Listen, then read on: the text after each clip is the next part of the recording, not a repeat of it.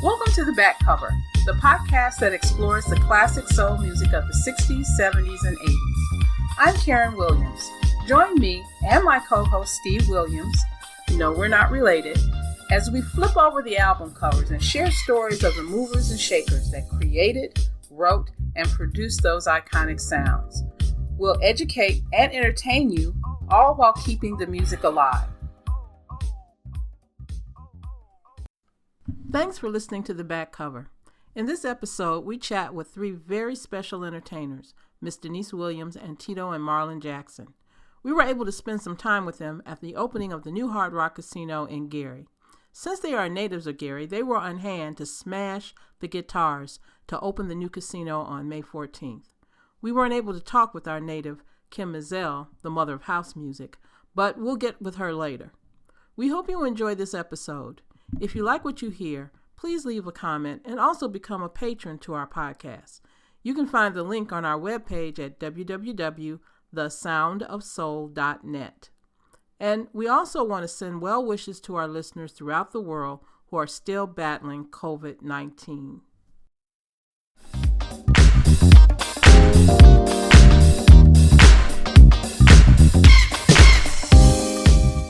We had the pleasure of being in the company of one of the sweetest ladies I've ever met in my life, as far as doing being an artist and doing interviews. Miss Deniece Williams, native of Gary, and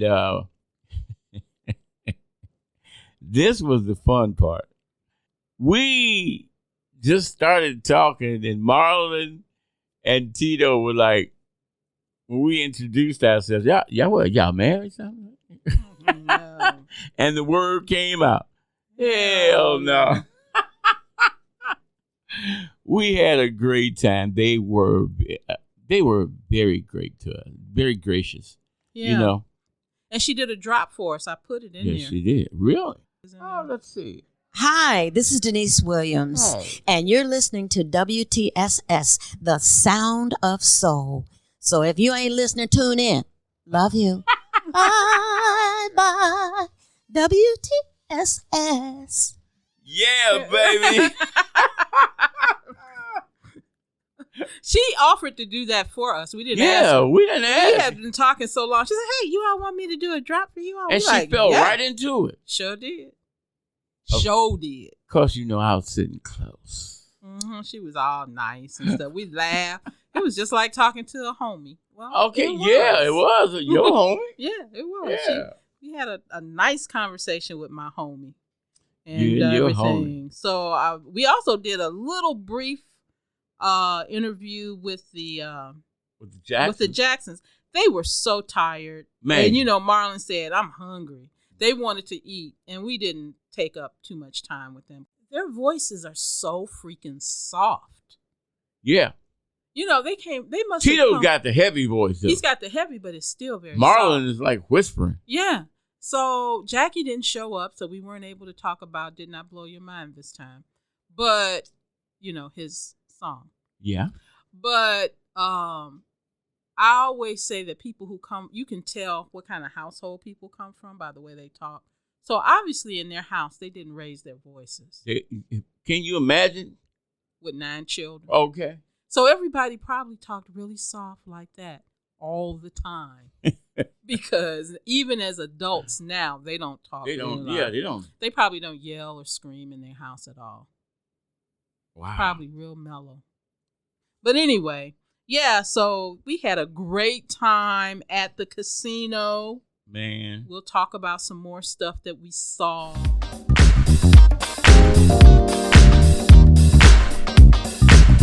We are WTSS, and that stands for The Sound of Soul. I'm Smooth Steve Williams. And I'm Karen Williams. And you are? Deniece Williams. But now, are we related? Hell no.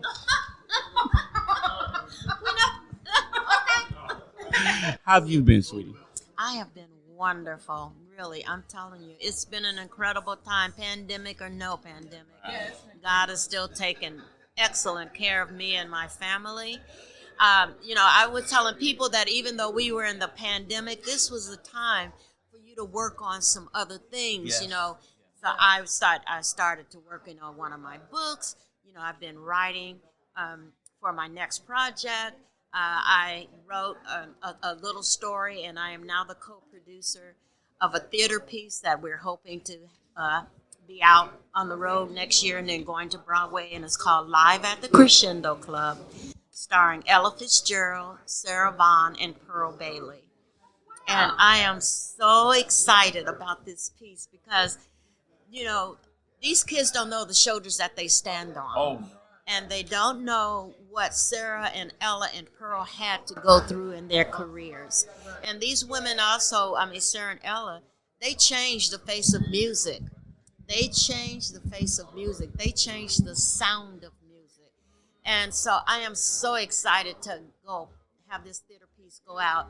I'm going to be doing the role of Sarah Vaughan. oh, So oh. I'm going to be sassy. Big feet, big shoes. Big shoes, I know. But your voice is so much higher than her. But I also have a lower register that people haven't heard. That's that church register. That's that church register that I'm going to go down into my lower register and in the keys that she sang. And she's not that low on a lot of occasions when you listen to Sarah. And so I'm very, very excited about this theater piece. We already have, there is one of my co-producers has been talking to someone in Chicago about us planning and having a residency there for a while in Chicago. And so I am so excited about that piece. Next month, I'm going into the studio to do a jazz project. But this project is being produced by Theodosius Monk. Theodosius came to me about 3 weeks ago, and we talked about it, and I told him I'd always wanted to do a real true jazz project, and so he's going to be producing me starting next month on my project. Deniece, that sounds like a dream. Baby. Oh, gosh, I am so... He came to me in a dream. I mentioned to my friend that I wanted to do this jazz project. She said, I'd like to put you together with the Theodosius Monk. And I said, really? I said, do you think he, could hear me doing it? Yeah. And so we're going into the studio to do this project. You know what that is, my dear. What's That's that? divine intervention. That's divine intervention. Well, my whole life has been divine intervention. Seriously, when my cousin, I had a cousin that lived in Detroit. His grandmother and my grandmother were sisters. And so he started coming when we were 14. And he would, get there and talk about how he knew Stevie Wonder. I said, Pinocchio, your nose is growing.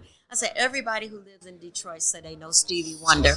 7 years later, he got me an audition with Stevie. Wow. And that's how I ended up in the music industry. And that was divine. Because I never, saw that coming. I got a call. Johnny Mathis wants a duet partner. Are you interested? I said, well, why not? You made him sound good. Let me just tell you. Can I tell you? I was in high school, and every time I look around, it's either silly or it was too much, too little, too late. That's all the part of the song I know. I just know what I hear. You know what I'm saying? But even the book speaks of that. The power of life and death is all in the tongue. That's right. Somebody spoke it for you. That's right. That's right. And look at you. That's You're right. still standing. That's still standing. You're a little silly, Thank you. but that's all right. That's right. And I think I have earned the right to be silly on occasion. You have. It was just, and then to be singing, doing a concert with Stevie and the band, and a couple of the people in the band, we've written this song called Free. Free. So Stevie would let us go out before him and do one song. And so they said, Deniece, let's do Free tonight. So I said, okay. So we went out and we did Free. And then little did I know that sitting on the front row was Maurice White, Philip Bailey, and Verdine White and their manager. And they heard me sing Free. And the manager came back and said, who wrote that song? I said, I wrote it with some friends. And I said, I got more songs. And Philip Bailey sings in my register, so Philip can sing these songs. So I sent them 7 songs. And so I hear from them about 6 or 7 months later that, a meeting with Maurice White. And I get there and I said, you guys are going to do my songs? He said, well, we just signed a girls group called The Emotions and we're looking for a female solo artist. And I said, Philip not going to sing my songs? They said, no, you are. I said, oh, man. Okay. Girl, you are something. What's Maurice? I love Earth, She's an Earth, Wind, and Fire. Yeah. Maurice White, as nice as he appeared to be. Maurice was intense. Was intense, but it was incredible. TV, it was all loosey goosey. We'd be on the stage and we'd have a set, and then he'd get inspired and start writing something, and we got to ooh and ah like we know the song. The band got to play, And so he taught me to be quick on my feet, and the creative part of me came out with him. With Maurice, it was very much, we're going to rehearse for 3 months. We got this, you got a hair person, you got clothes, you got a choreographer, you got to learn these stuff. It was very methodical, but I appreciated that because it was also incredibly professional. When that pyramid came down and all of that and opening up for them, I learned a whole different thing when I was with Maurice White.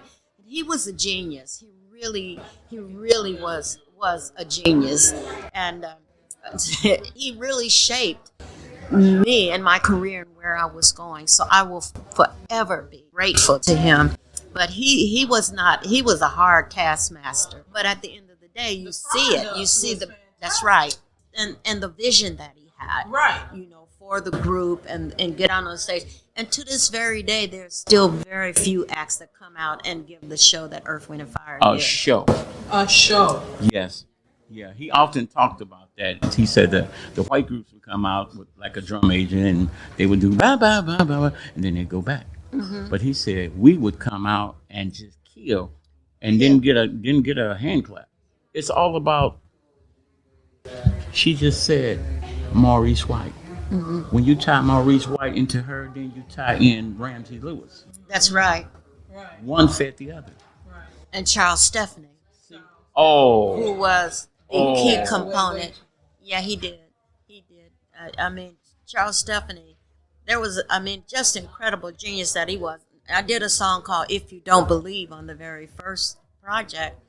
And he just went over and he picked up the top of the piano and he took a guitar pick and started strumming it. Wow. And that's what you hear on the very beginning of that song. Charles Stephanie heard this thing in his head and just lifted up the piano and strummed that on those strings like that of the piano. Nobody else would have thought of that. Because a piano is nothing but a stand-up harp. That's right. That's right. And so just to be around him, to be around Maurice, to be around even the guys in the group, to be around Al McKay, mm-hmm. to be around Philip, to be around, Larry Dunn, to be just the incredible musicianship that was there. It was incredible being out there with them. You are so talented. I know the passion is embedded in you, but you've been through a finishing school. I have. God bless you. A little girl from Gary, Indiana. And so we can sit here and talk all day and music. So I don't want to take right. up your time. Oh, okay. Yeah, but we play classic soul. Mm-hmm. We play you. We play, 60s, 70s. Yes. Classic grown soul. folks music. Yes. Grown people. Oh my God. When y'all was singing. Oh yeah, my. when y'all was singing. I tell you, and I miss that in these young artists. Yeah, because everybody sounds alike. I said, you used to put on the radio and you could immediately hear, that's Deniece Williams, mm-hmm. that's Gladys Knight. That's right. That's Johnny Taylor. Mm-hmm. That's That's Natalie Cole. That's Natalie Cole. You can't say that. No, now. I have to ask my kids. I said, so now who is that? Right. I don't know who the weekend is yet. You need to come during the week. And that's so funny because a couple of days ago, my son said, Mom, do you know that The Weeknd said he's a huge fan of yours? I said, he is? Okay. I said, well, that's nice. See, you need to just go ahead and apply for the Super Bowl next year. Yeah, I said, that's nice. At The Weeknd. I said, okay. And, and I've heard that over the years, and it does my heart good to know that they still listen to to music, to the classic R&B. So listen, they'll probably be sampling free pretty soon. Oh, they probably will. I'm sure it's been sampled and redone about at least 1,000, 1,500 times. I would say. Now, Miss Williams, what are you doing? Because you look fabulous. Oh, thank you. Well, I am starting my own skincare line. It's called Black Butterfly by Deniece Williams. So I've been using that. Makes me cry. And it's got CBD in it, but That's okay. We like CBD. Ain't nothing wrong with a little CBD. It's good for me. it is. I can't handle the other though. It sends me to trifalfa. The THC. Yeah, and I like my feet on earth. So me too. I like to feel the floor. But I love the without bouncing off. Oh my gosh, I'm telling you, I don't like that stuff. But the CBD I've enjoyed, and I've used it for about 3-4 years now. So my product contains the CBD, and I really enjoy that. Oh, and it's I try to exercise. Exercise 2-3 times a week. Not anything strenuous, even if it's just taking a walk and right. And getting out and drinking a lot of water. Oh, girl. And I think, but mostly, it's in my head. It's in your mind. Mm-hmm. The way you see yourself is up in here. And like you say, the words of your mouth that come out of your mouth, the Bible say, you shall eat the fruit thereof. Right. And your gift will make room for you. Your gift will make room. So I think a lot of it has to do with our mindset. And I was just talking to somebody about that. Yes, we're getting older. I'm getting older. I'm 70 years old. I'll be 71 next month. Ladies and gentlemen, that was Deniece Williams. She just said she's 70. 70 as you ain't no 70. Who you think you fooling? I'm 71. I might be silly, but I ain't no crazy butterfly. You can look it up. But, my prayer was, I asked God, I said, I'm not going to get around it, but can I do it gracefully? I just want to age gracefully.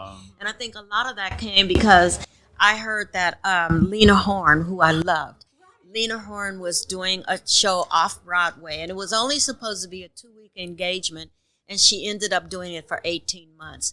But then a friend of mine in New York told me that this was going to be her last week to do her show. And so I said, I said, somebody get me a ticket. I left L.A. and I flew into New York to see Miss Lena Horne. And I wanted, to see her because she was aging gracefully, one of the most beautiful women you've ever wanted to see. And so I went and I talked to her after the show. And she said, I heard you sing and your voice is so beautiful. And I said, well, Miss Horne, I said, I just really wanted to meet you because I love you so much and you're so beautiful. And she said, you are too. She said, honey, just take care of yourself. Right. Take care of yourself. And she told me something that night I didn't know. She said, ladies don't sweat. And I was sitting in the audience. I did that. I said, well, what do we do? Perspire. She said, we perspire. See? Excuse me while I perspire. I do that in my show.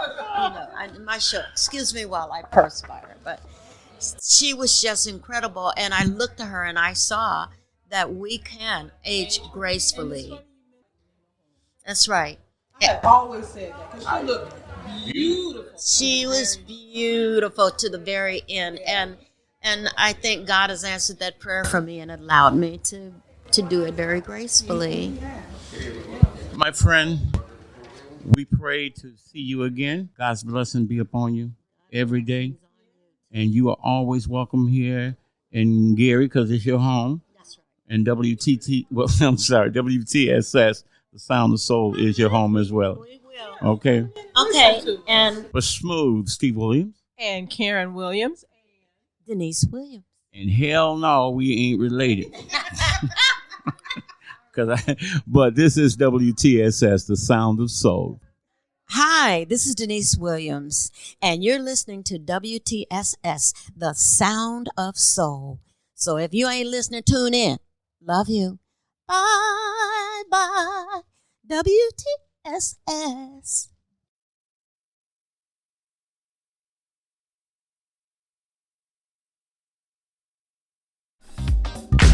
about to do some new stuff. Well, it's not new. Well, what has happened is that Epic Records, well, Sony now, Right. remixed 3 of our previous albums, Triumph, 2300, and Victory. I think it was Victory. Destiny. Yeah. Oh, does it? No, is it? No, It I was think it was Destiny. No, the Trying recent Victory. release. Yeah.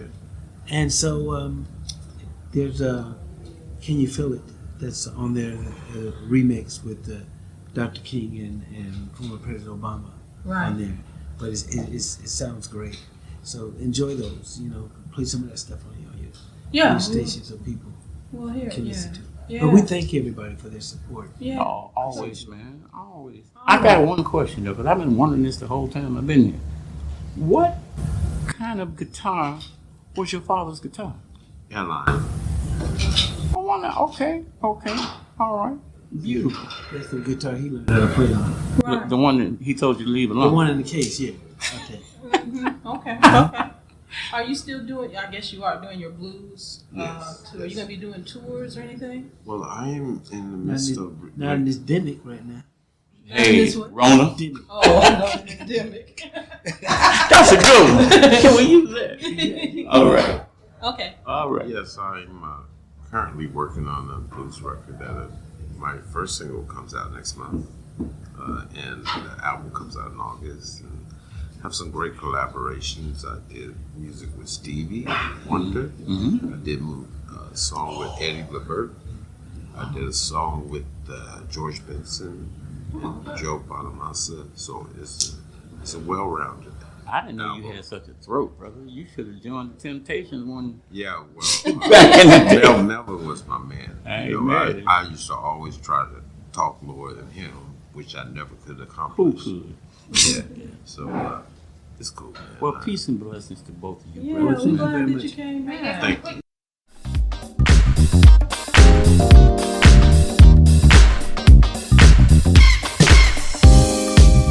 And also, today, we pay tribute to founding member of the first family of the South Side. If you don't know by now, let me inform you. Founding member Pervis Staple made his transition on last week. Pervis sang with his father and his sisters up until around the 70s.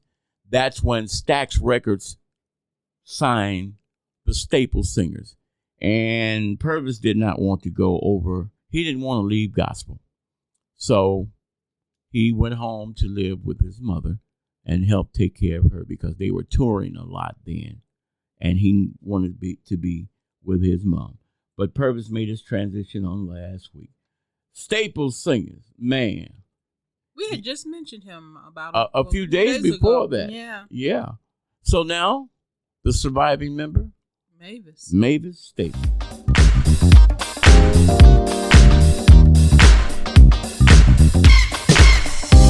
Don't you think for 1 minute that gospel singers don't have groupies? Oh man, I can tell you different from working with Malaco.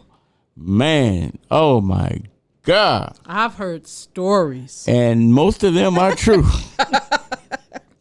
Our friend Bill James, Oh, man. he would go to the Gospel Music Workshop of America conference Yes, Lord. every year, Yeah. and he'd come back telling us stories.